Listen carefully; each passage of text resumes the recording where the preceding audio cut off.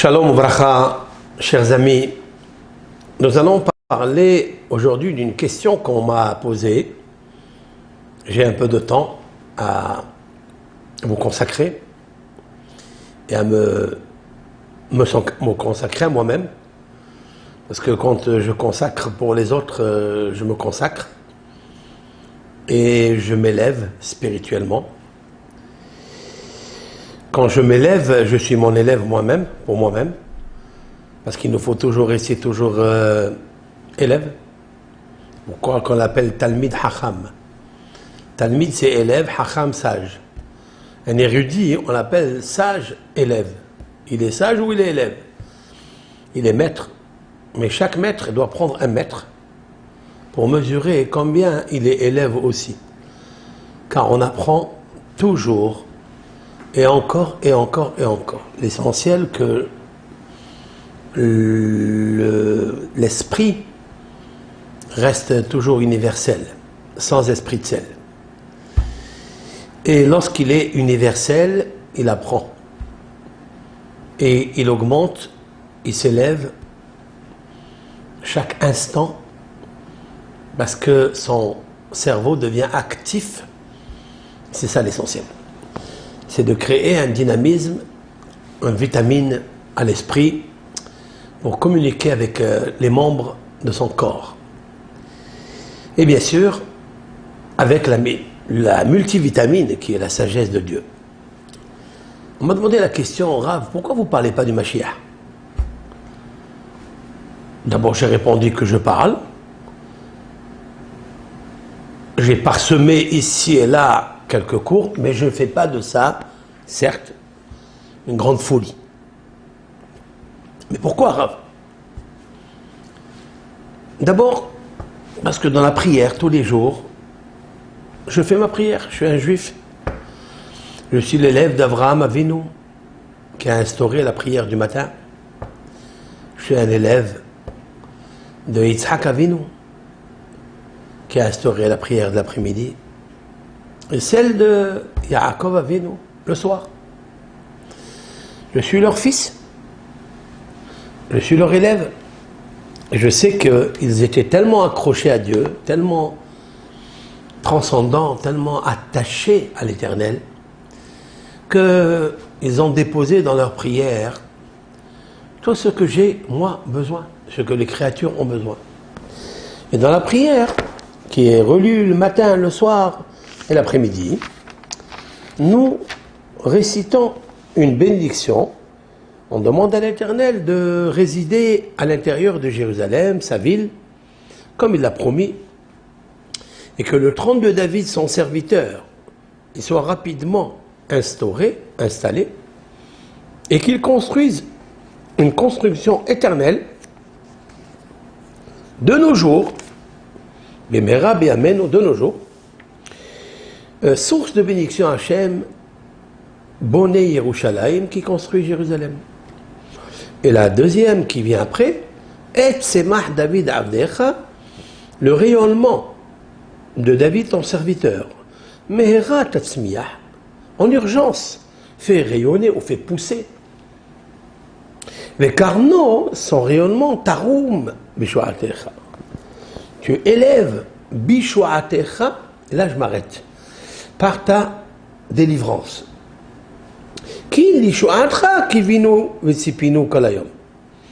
Car c'est ta délivrance que nous espérons et nous aspirons, nous attendons tous les jours et toute la journée. Voilà, j'ai demandé la requête de la construction de Jérusalem, le siège de David sur le trône, parce qu'il est le Mashiach, le fils de Mashiach, et aussi le rayonnement de Dieu surtout. Alors, bien sûr qu'il y a beaucoup de livres qui parlent de la venue du Mashiach, les tzadikim, les grands, de toutes les générations ont aspiré, ont attendu, quand est-ce qu'il va venir Mashiach? Ma vision, à moi, c'est d'interpréter leur attente. Ils attendaient en fait quoi? Qui est un homme qui se dévoile Certes, il y a une discussion dans le Talmud, dans le traité Sanhedrin, 98, ça commence là-bas, 95, 97, 96, 97, 98, etc. Une très grosse discussion entre les rabbins traducteurs de la Mishnah, qu'on appelle les Emoraïm, les traducteurs. Et ces traducteurs, chacun a donné son idée. Et en fait, elles ne se contredisent pas l'une et l'autre. Lorsqu'on jette un œil, on observe dans les livres de Kabbalah, chacun est venu ajouter une condition pour la venue du Mashiach, c'est-à-dire le dévoilement de Dieu. Parce que le Mashiach, c'est un homme. Écoutez-moi ce que je vais vous dire. Un homme comme Moshe, nous l'avons déjà eu, qui sera plus grand que le Mashiach dans la prophétie.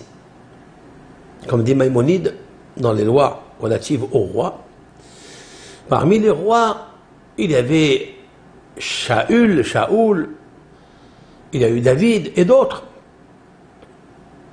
Parmi les sages, il y a eu Shlomo Amelech, le roi Salomon, Moshe Rabbeinu et d'autres.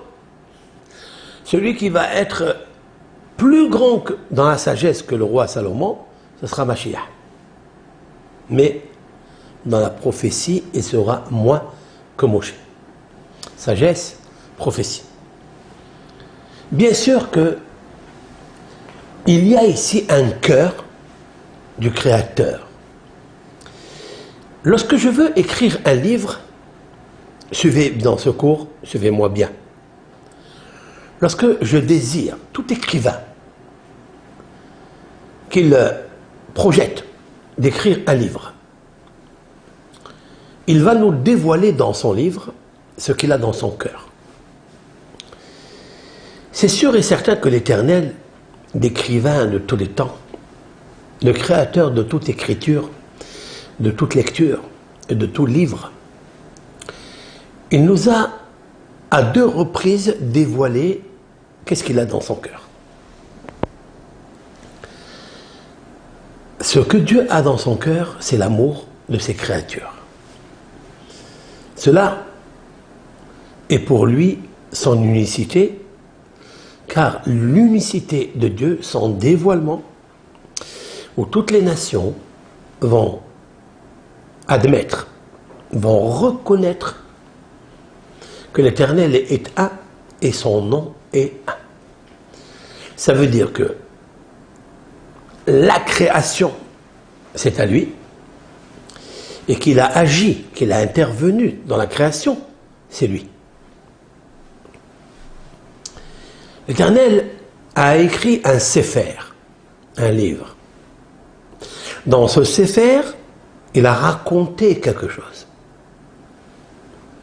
Ce qu'il avait dans son cœur. Mais il ne l'a pas encore dit. Il y a 2 façons de transmettre un message. Soit j'écris un Sefer Sipour, soit un Imesaper. C'est-à-dire, j'écris un livre. Dans l'écriture de ce livre, il y a 2 étapes. C'est le livre que j'ai écrit, mais ça ne suffit pas. Il faut encore que les lecteurs, lectrices, le lisent. Il y a 2 étapes. L'écriture et la lecture. Dieu a écrit tout le livre de la Torah. Maintenant, il faut le lire. Mais au début de la création, ce n'était pas comme ça. Lorsqu'on regarde la Genèse, c'est pour la profondeur de la Genèse, elle est exceptionnelle. C'est qu'en fait, Dieu, il nous a dit les choses en 2 étapes.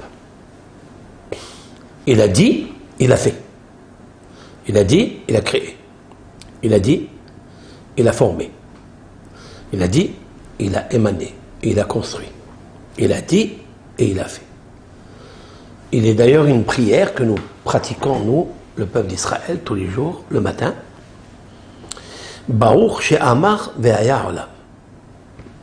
Source de bénédiction à l'Éternel qui a dit et le monde fut.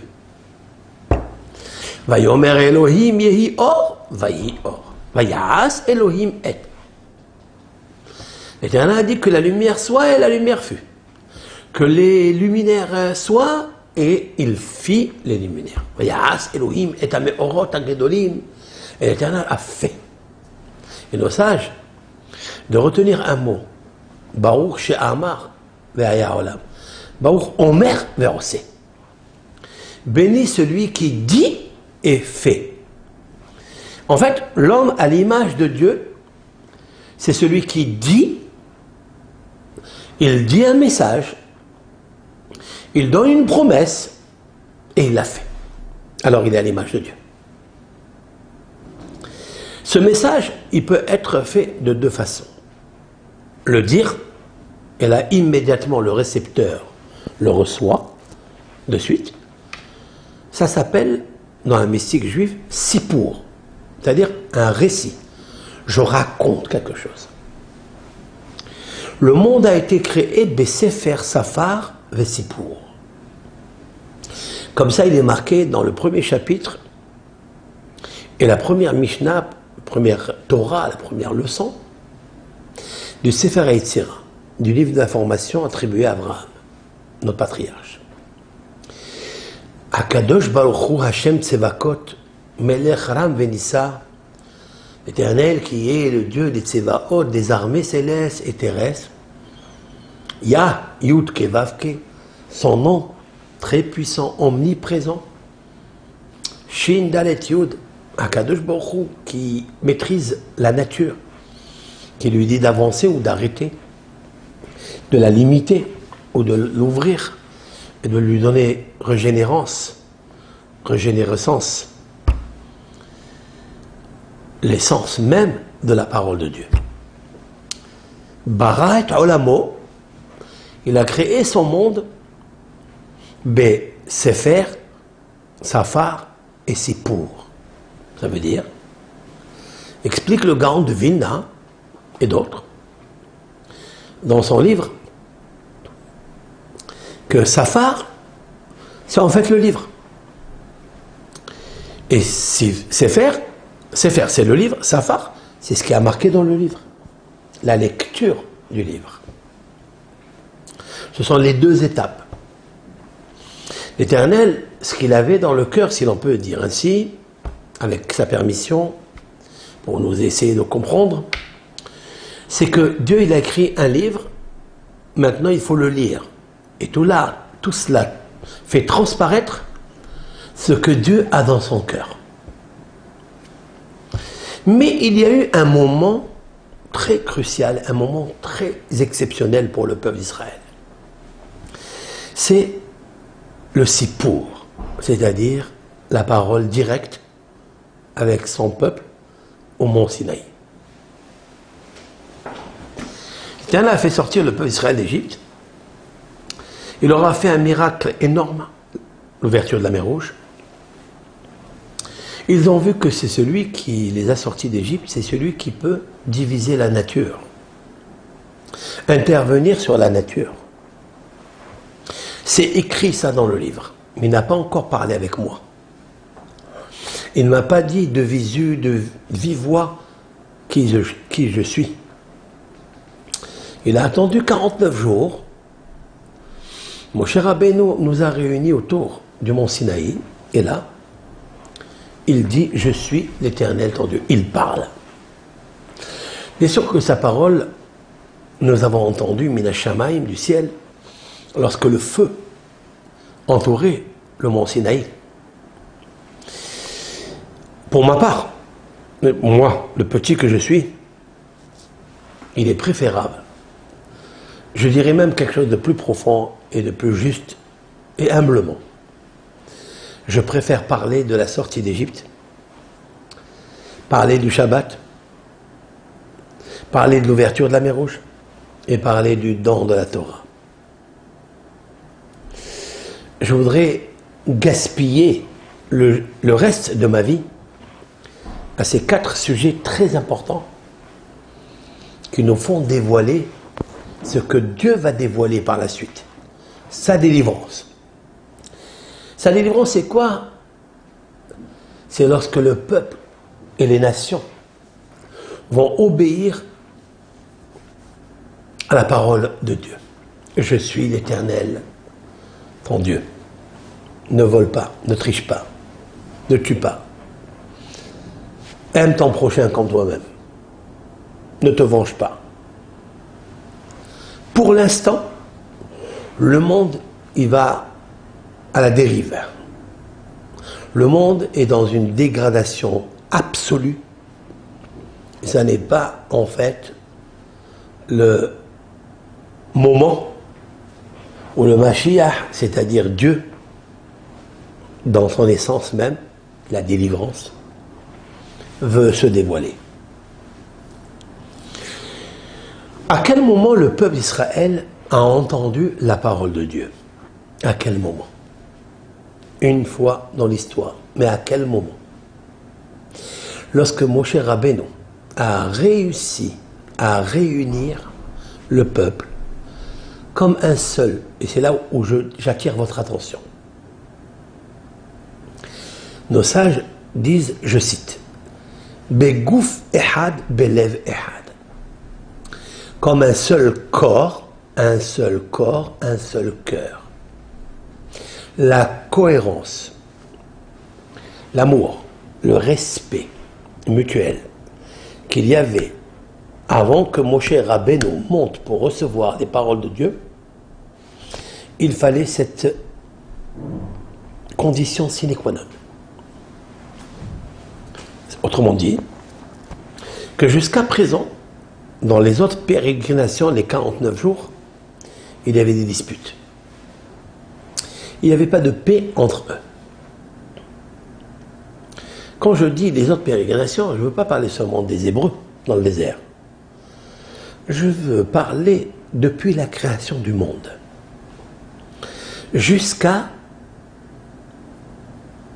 jusqu'au moment où le peuple d'Israël reçoit la Torah.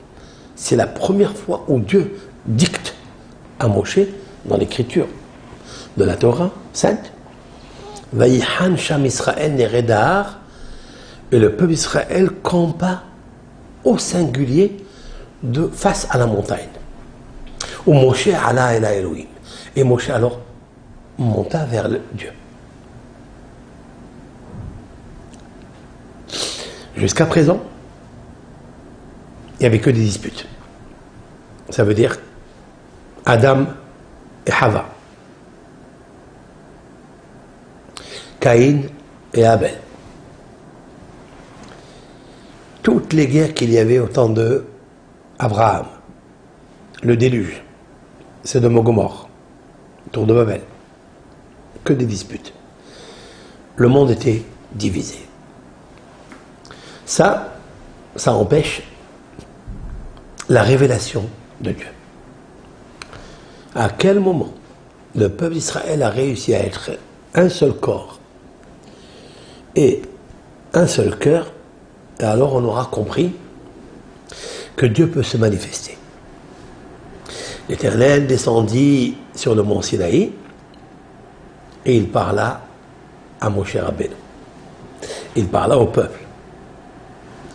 Maintenant écoutez bien, ça veut dire que ce que Dieu il avait dans son cœur, car il est un écrivain, un créateur, c'est la réunion des autres, la réunion des êtres humains, la réunion des peuples, des nations.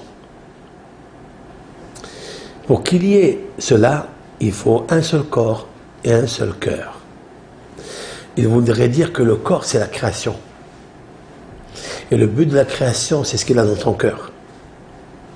Et ce qu'il a dans son cœur, c'est de parler avec nous, les êtres humains. Il va arriver un moment où Dieu va parler avec nous. Comme il se fit une fois dans l'histoire. Une. Pas parler à un prophète dans le songe,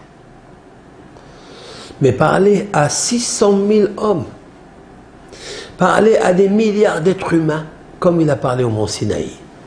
Alors, commencera la venue du Mashiach. Ce temps-là, quand je réfléchis, il est quasi impossible.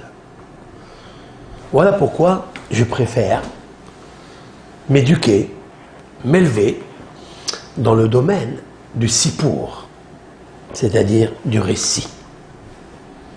il m'a parlé. Je veux savoir qu'est-ce qu'il veut de moi. Ben, il a voulu de moi que je me réunisse avec les autres. Le but de la création du monde, le but final de la création de l'homme, pour que l'homme soit à son image. Et l'homme soit à son image, c'est qu'il soit cohérent entre l'esprit simple, celui qui réfléchit, le mental, mais celui qui est au-dessus de l'esprit. C'est l'esprit conscience. L'esprit subatomique. Cet esprit, cette sainteté que j'ai à l'intérieur de moi, il faut qu'elle soit en cohérence avec ce que j'ai dans mon cœur. Parce que ce que tu fais, c'est ce que tu as dans ton cœur. Ce que tu dis, c'est ce que tu as dans ton cœur. Ou Amar vayehi, ou Tziva vayamod. Dans les psaumes, le roi David va révéler cette parole. On appelle ça dans la mystique juive, ce sont des textes Dvar HaMelech, la parole du roi. Lorsque le roi y parle, la malchoute, le royaume céleste, c'est paix, c'est la bouche, c'est l'expression. En fait, c'est la communication. Lorsque Dieu y communique par un livre, il faut encore que tu lises ce livre. Mais si Dieu, il te parle, tu écoutes. C'est toi qui as vu, c'est toi qui as écouté. C'est la raison pour laquelle il y a deux, dans la section de Yitro, j'ai relevé ce samedi, à la lecture de la paracha, de la section, Dieu, il dit dans le chapitre 19, verset 4, Atem reitem, c'est vous qui avez vu, Asher asiti le Misraïm, ce que j'ai fait aux Égyptiens. Vous avez vu. C'est personne qui vous a raconté. Ça n'est pas une tradition de père-fils, maître-élève. Atem, vous avez vu. Je vous ai levé sur les aigles, sur les ailes des aigles. Et je vous ai amené à moi. Vous avez vu ça, oui. Quand on voit, Dieu peut se permettre quelque chose. Et pour nous demander, il peut nous ordonner des choses pour notre bien. Et nous sommes réceptifs. Verset 5. Im shamoa tishme'u bekoli. Si vous écoutez ma voix, vous entendez vous et vous faites entendre aux autres. Pourquoi il a répété 2 fois? Tishamoa, vous écoutez vous et vous transmettez aux autres. Bekoli, ma voix, mon message. Ushmartem et beriti. Et vous gardez, vous observez mon alliance. Viitem li segula. Et vous serez une segula, une emuna, mikol ha'amim, parmi tous les peuples, qui lit kol ha'aretz, parce que à moi appartient la terre. Ve'atem ti'uli mamlechet kohanim, vous serez pour moi une dynastie de rois et de prêtres. Ve'goy kadosh, un peuple distingué. Ele adevarim asher tedaber el Béné Israël. Voici ce que Dieu il dit à Moshe de transmettre au Béné Israël. Vayavo Moshe, il revient du mont Sinaï, Vaikra les Zikne Am, et il appelle les sages, les 70 sages du peuple d'Israël, ils dressent leurs paroles, et maintenant, ils vont transmettre au peuple, et le peuple a dit, tout ce que Dieu a dit, nous le ferons. Pourquoi? Parce que, Atem reitem, vous avez vu ce que j'ai fait à l'Égypte. À la fin de la section, il est répété à peu près la même chose. Dans le chapitre 20, verset 19.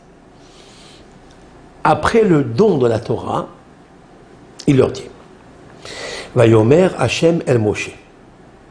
L'Éternel dit à Moshe, Kotomar, ainsi tu diras, El Béné Israël, aux enfants d'Israël. Atem, vous, reitem, vous avez vu. Ki mina shamaim dibarti imachem, que du ciel, des cieux, j'ai parlé avec vous. Et il dit la chose suivante. Lo ta'asu iti, ne fabriquez pas à côté de moi, à côté de mon service, de mon ordonnance, des 10 commandements, Elohé Chesed, des dieux d'argent. Ne faites pas que l'argent soit des dieux. Ne volez pas l'argent. Ne fabriquez pas des choses qui sont interdites pour gagner de l'argent. Elohé Zahab, ne faites pas des dieux, des idoles en or. Lo ta'asu lachem, ne faites pas pour vous. Voilà ce que Dieu lui transmet à Moshe. Et Rashi, notre commentateur, prince des commentateurs, il relève sur les mots Atem reitem. Vous, vous avez vu. Yesh hefresh. Il y a une différence ben entre Maché Adam roé, ce qu'un homme voit, les Maché Aherim mesihin lo, de ce que les autres lui racontent. Il y a très grosse différence entre ce que toi tu vois et ce que les autres te racontent et tu n'as jamais vu. Shema she'aherim misehim lo, ce que les autres lui racontent, pe'amim, quelquefois, chez libo halouk amin. Son cœur est divisé pour croire à 100%.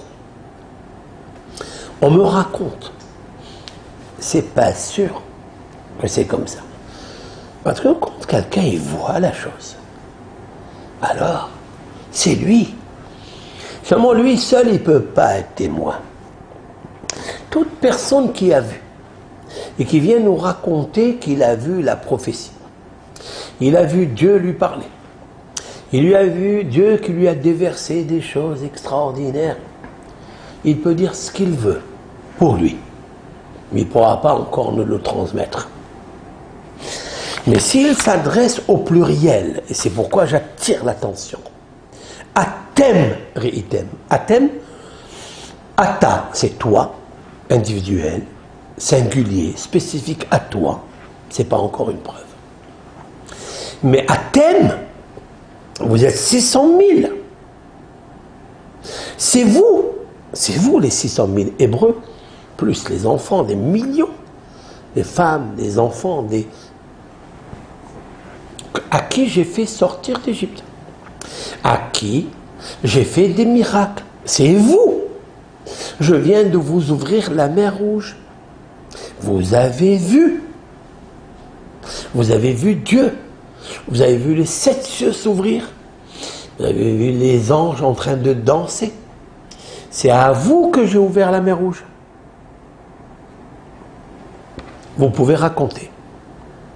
Ça ne ressemble pas à quelqu'un qui te raconte, ou même quelqu'un individuel qui voit, que 600 000 et des millions de personnes qui ont vu. Vous avez vu ce que j'ai fait à l'Égypte, tous les miracles que j'ai fait là-bas, et vous avez vu ce que je vous ai parlé au Mont Sinaï. Maintenant, s'il vous plaît, vous voulez rester avec moi? Vous voulez que je vous dévoile? Eh bien, ne faites pas des idoles, ni en or, ni en argent. Ne faites pas la mondialisation, s'il vous plaît. Arrêtez. Ayez confiance en moi.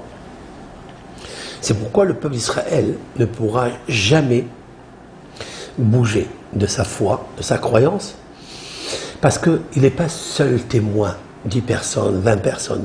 Il y en a 600 000 qui ont vécu cela, qui ont entendu cela.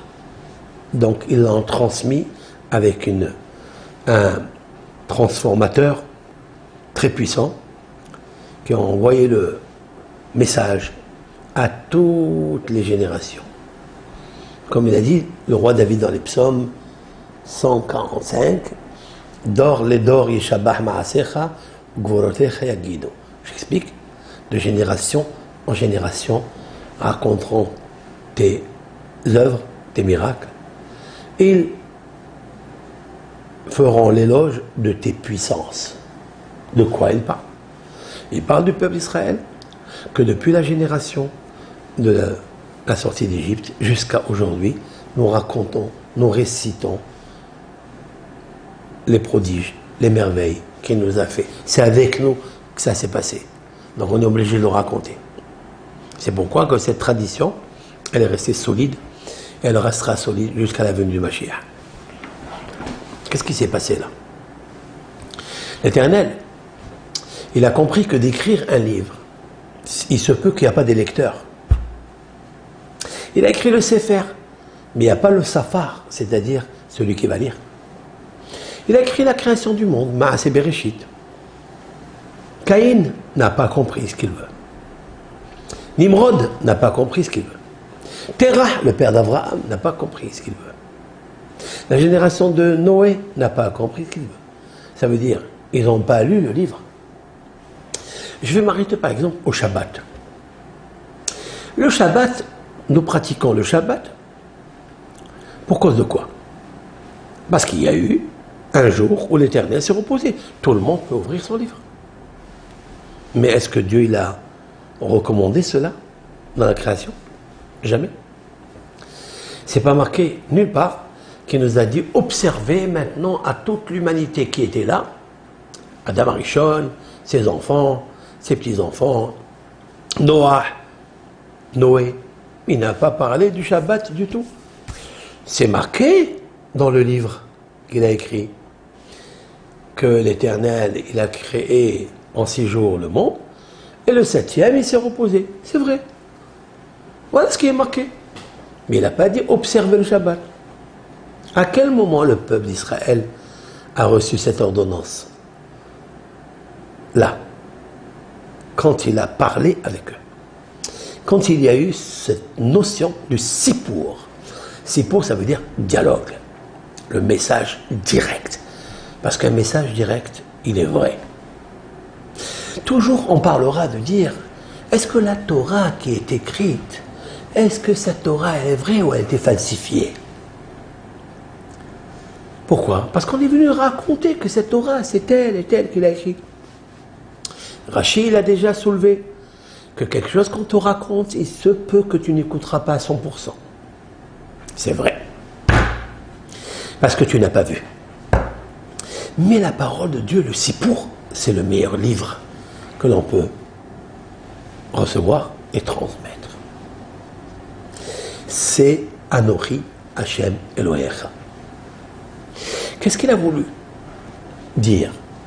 Il a voulu dire que quand on s'est réunis comme un seul corps, avec un seul cœur, ça a fonctionné, on a fait parler Dieu. Alors jusqu'à présent, il a parlé avec personne, il a parlé avec quelques élites. Ça ne suffit pas pour rayonner dans l'humanité, dans tous les mondes et les générations. Il y aura toujours des générations qui ne sont pas d'accord. Il y aura toujours des idolâtres qui vont dire « je ne suis pas d'accord, mon cœur est divisé ». Et il se peut qu'il y a d'autres déesses. Mais le don de la Torah, tout le monde a entendu. D'ailleurs, les nations, c'est beau de rapporter cette anecdote, les nations sont venues voir le prophète Balaam, le prophète des nations, qui était au temps de Moïse, de Moshe. Ils lui ont dit, pourquoi les oiseaux n'ont pas sifflé aujourd'hui? Pourquoi la mer n'a pas levé ses vagues? Pourquoi les arbres n'ont pas bougé? Pourquoi les cieux se sont paralysés? Pourquoi pas eu de vent? Il leur a dit, parce que le Dieu de Jacob, le Dieu d'Israël, Jacob c'est Israël, c'est le même, est en train de donner la leçon de la vie, la Torah à ses enfants.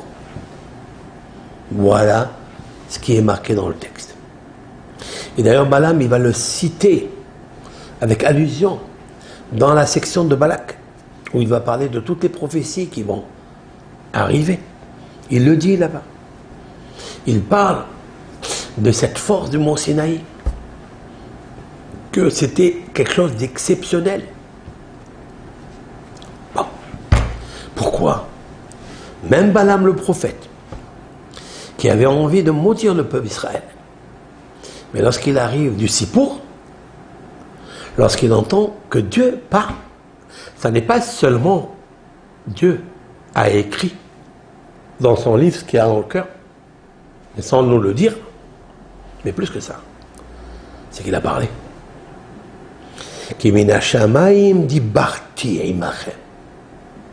C'est vous qui avez vu 600 000 et quelques millions de personnes, hommes, femmes, des petits, des femmes.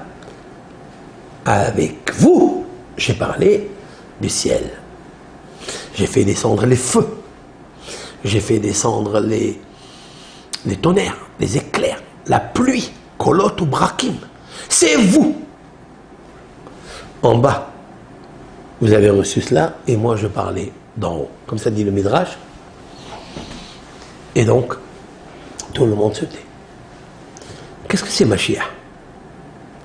Mashiach, c'est quand les oiseaux ne vont pas siffler. Lorsque les arbres vont se taire.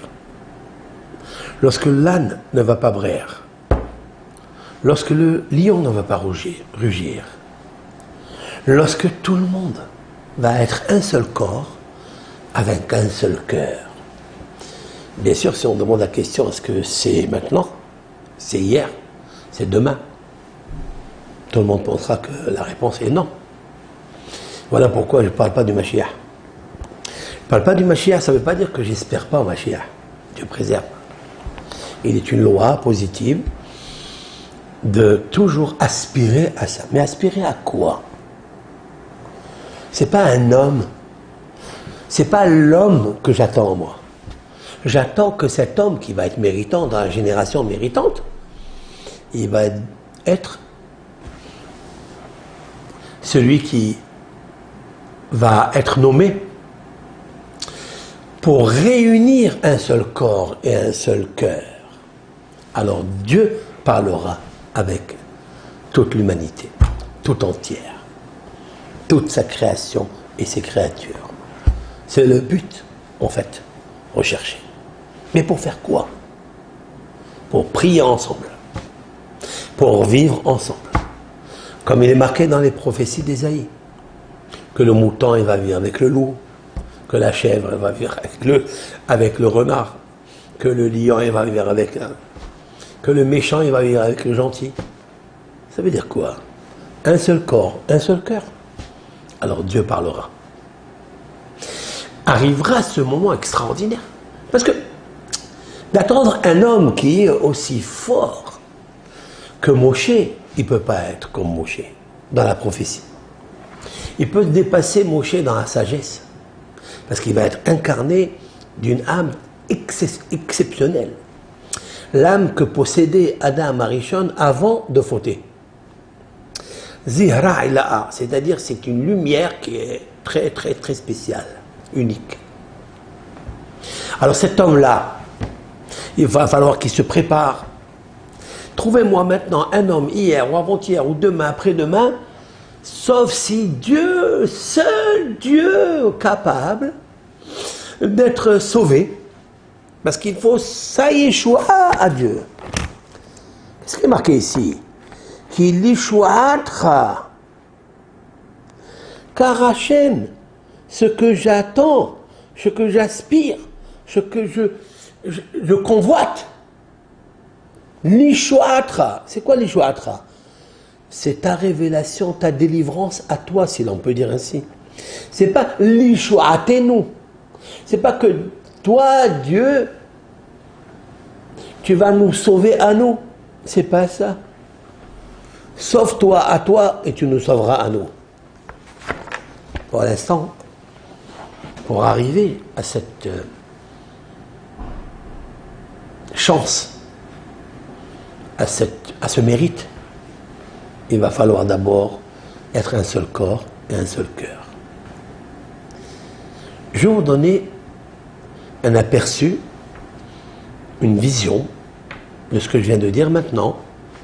Je vais plonger, m'enraciner dans le texte de la Torah, dans la Genèse, dans le chapitre 48, lorsque un papa, j'ai nommé Yaakov, j'ai nommé Israël, il réunit en Égypte le creux égyptien, la nudité de la terre, là où va naître Moshe, le sauveteur d'Israël de l'époque et de la génération événement Mashiach. Il faut qu'il soit Isha Elohim. Il faut que celui qui sait réunir les êtres humains. Yaakov, sur son lit de mort, il réunit les 12 tribus, ses enfants. Il leur dit, Shema Israël, Hashem Elokeinu, Hashem Echad. Est-ce que l'Éternel, il est un pour vous? Ils lui ont dit, comme dans ton cœur, il est un, nous aussi dans notre cœur, il est un. Et Yaakov, il leur dit quelque chose une fois qu'ils ont cité cela, puisque maintenant ils sont comme un seul corps et un seul cœur. Il leur a dit, He asfu bene Yaakov, ve kiptsu bene Israël, et écoutez ce que votre père va vous dire. Waouh!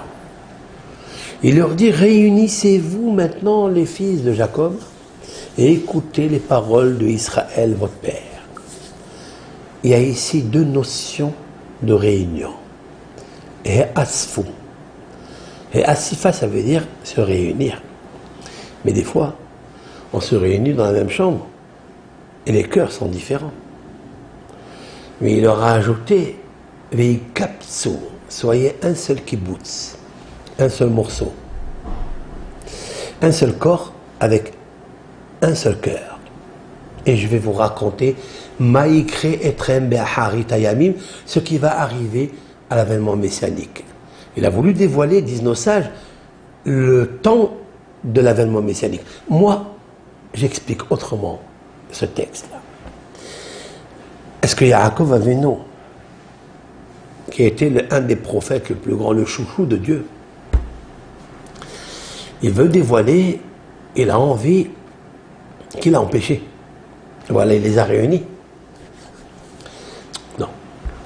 En fait, il a voulu leur dire, avec sa bouche, comme Dieu, il a parlé au mont Sinaï avec sa bouche. Et à quel moment il a parlé? C'est-à-dire, quand il a réuni les peuples, un seul corps, le peuple d'Israël, je veux dire, un seul corps et un seul cœur, il leur a dit à ses enfants, faites comme ça. Ça sera la condition pour que Dieu parle de ce qu'il avait dans son cœur dans la création du monde. Parce que quand Dieu il a voulu écrire son livre, son monde, créer les créatures et tout ce qu'il y a dans ce monde, les Tsevakot, les Elohim, tout ce qu'il y a, tous les pouvoirs qu'il y a, le soleil, les planètes, tout, les signes zodiacaux, les 7 planètes et tout, il y a encore des milliards et des milliards d'étoiles. Et les étoiles qui sont en bas. Ce qu'il avait dans son cœur, c'est la réunion des êtres humains dans leur cœur et dans leur corps. Et c'est ça que Jacob, il leur a dit. Lorsque je vous réunis ici en Égypte, parce que jusqu'à présent vous étiez disloqués pour cause de jalousie de Yosef, c'est pourquoi il y a une note extraordinaire à dire. Il emploie « Asfu vekibtsu ». Et Asfu, ça vient du mot Asaf, ça vient du mot Yosef. Réunissez-vous autour de Yosef parce que vous l'avez jalousé, vous avez créé la guerre, la discorde, la dispute, la galoute, l'éloignement du dévoilement de Dieu de Israël. Maintenant, ce que je vous demande, vekibtsu, maintenant vous allez vous rendre un seul corps et un seul cœur. Maïkre be'aharit, la suite du texte, elle se dévoile comme ça, elle s'exprime, elle s'interprète. Le fait que vous réunissez d'abord avec le corps ensemble, c'est pas sûr que le cœur il y est, c'est pas sûr que le cœur, peut-être le cœur il est divisé, mais isfu vers ikibtsu, kibbutz, c'est rassemblement total. Un seul corps et un seul cœur. Maïkre be'aharit hayamim. C'est ça la condition pour amener ce que Dieu réserve. Ce qu'il a réservé depuis longtemps dans sa création, dans son cœur, que tout le monde se réunisse à l'image de Dieu. Pour moi, c'est ça le fondement du Mashiach. Mashiach, ça te dit qu'Yesod Olam, c'est celui qui va mériter d'arriver à ce niveau-là. S'il arrive à ce niveau, il a gagné. C'est lui qui a gagné. Enfin, la génération a gagné. Ce n'est pas l'être humain. Voilà. Dieu n'a pas besoin d'une personne. Il a Moshe Rabbeinu, il a Aaron, il a Yoshua. Il y avait des sommités des prophètes énormes comme Ishaïa et comme Yirmiyahu et tous les 48 prophètes. Dans le peuple d'Israël, je parle. Il a besoin encore maintenant d'un roi, d'un Mashiach. Non. Il a voulu juste dire que cet homme aura les qualités nécessaires pour réunir les orgueilleux, les impies, ceux qui sont dans la discorde. Alors Dieu parlera. Donc en fait, Dieu il a écrit un livre. Dans ce livre, il a donné des leçons, des recettes, des instructions qu'on n'a pas lues en fait. Jusqu'à ce que Dieu il a attendu 26 générations, depuis la création de Adam Arishon, jusqu'à Moshe Rabbeinu, pour parler avec les êtres humains, pas un seul. Que Moshe Rabbeinu, il a eu la révélation au buisson ardent, ça ne suffit pas. Ça suffit pas pour transmettre au peuple d'Israël, pour convaincre le peuple d'Israël. D'ailleurs, Moshe, il a dit à Dieu, et s'il me demande, bon, Dieu s'est révélé à toi, mais qui t'a dit que tu es vraiment l'ambassadeur de Dieu? Qu'est-ce que je vais leur dire? Je vais leur dire quoi? Il a raison de demander cette question. Parce que le peuple d'Israël ne se fait pas avoir par n'importe quoi. Il faut une expérience. Et le Rashi dit, à quel moment ils vont t'écouter? Lorsque tu leur diras, écoutez ça, lorsque tu leur diras que l'Éternel l'a puni à Moshe par la lèpre, parce qu'il a parlé du mal de vous. Qu'est-ce que c'est profond ça?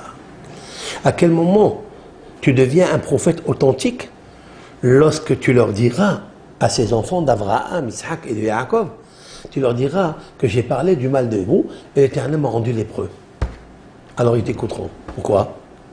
Parce qu'ils ont vu? Non, ils n'ont pas vu. Parce que tu leur as dit? Ok, c'est pas à cause de ça. Parce qu'ils ont une expérience. Ils ont un vécu. Ils ont un visu. Ils ont vu. Où ils ont vu? Ils ont vu que quand l'Éternel a puni le Pharaon, lorsqu'il a dérobé la femme d'Abraham, Sarai, et il a voulu la prendre comme femme, l'Éternel l'a puni d'impuissance. Il l'a frappé toute sa maison. Bien non, on le sait, nous. Ça, c'est marqué. Ça, c'est Abraham, il nous l'a raconté. Abraham a vu, nous. C'est lui qui a vu. C'est Sarah qui a vu.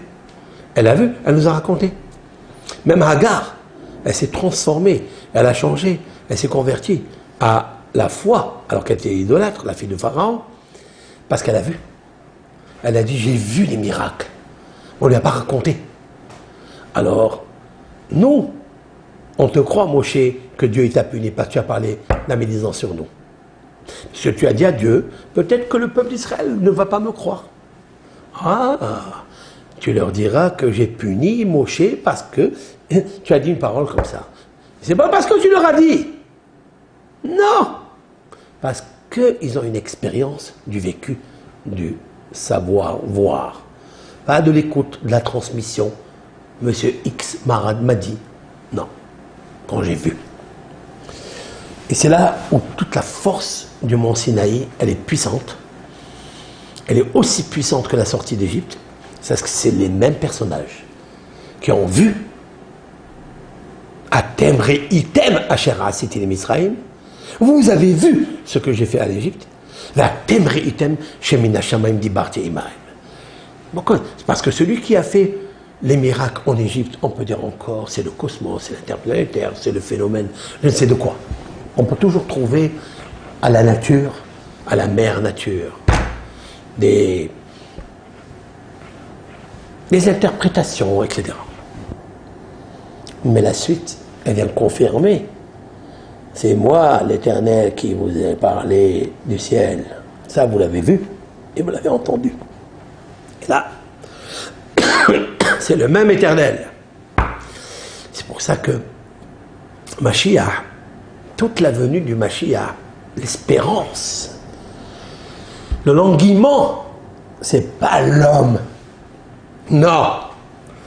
C'est la situation de la sortie d'Égypte qu'on veut. C'est la situation de l'ouverture de la mer Rouge.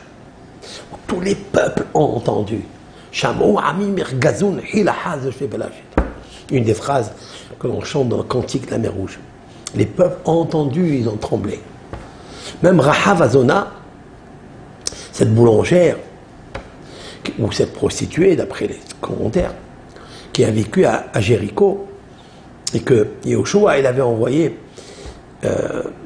Yehoshua, disciple de Moshe, Yehoshua Ben Nun, a envoyé Eliaou et Kalev. Ils sont venus chez elle à la maison, parce qu'ils ont voulu explorer la terre, espionner la terre d'Israël, Canaan, avant de rentrer faire la guerre. Elle leur a dit,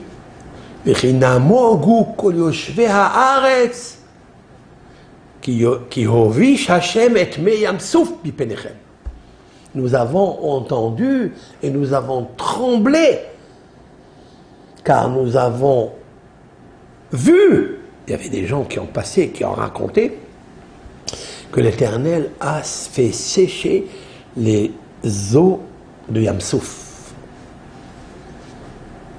C'est-à-dire qu'on appelle la mer Rouge.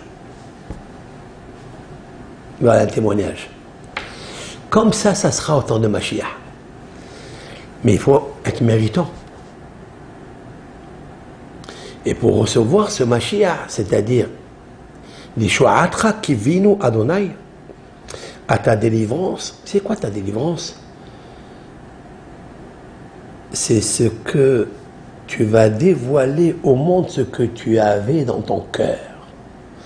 Comme cet écrivain avant d'écrire quelque chose, il va dévoiler ce qu'il a dans le fin fond. On appelle ça, dans le terme du Zohar, Sifra d'Itzne'uta.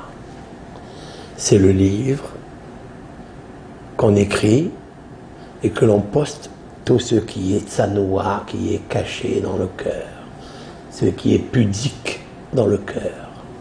Très important ça. C'est la raison pour laquelle un homme il doit être cohérent avec son cœur et son corps. S'il y a une dispute, s'il est disloqué, il est divisé, il est perturbé. Il n'a ni livre, ni lecture, ni récit dans sa vie. Voilà ce petit cours que je voulais vous faire avec l'aide de Hachem. On continuera avec l'aide de Hachem pour développer, dévoiler encore des sujets intéressants, profonds et instructifs surtout, qui nous apportent quelque chose, qui nous amènent une eau fraîche à notre corps, à nos âmes, pour que puisse l'Éternel, seulement l'Éternel unique, se dévoiler et que le monde reviendra à un seul corps et un seul cœur. Bracha ve'atzlacha.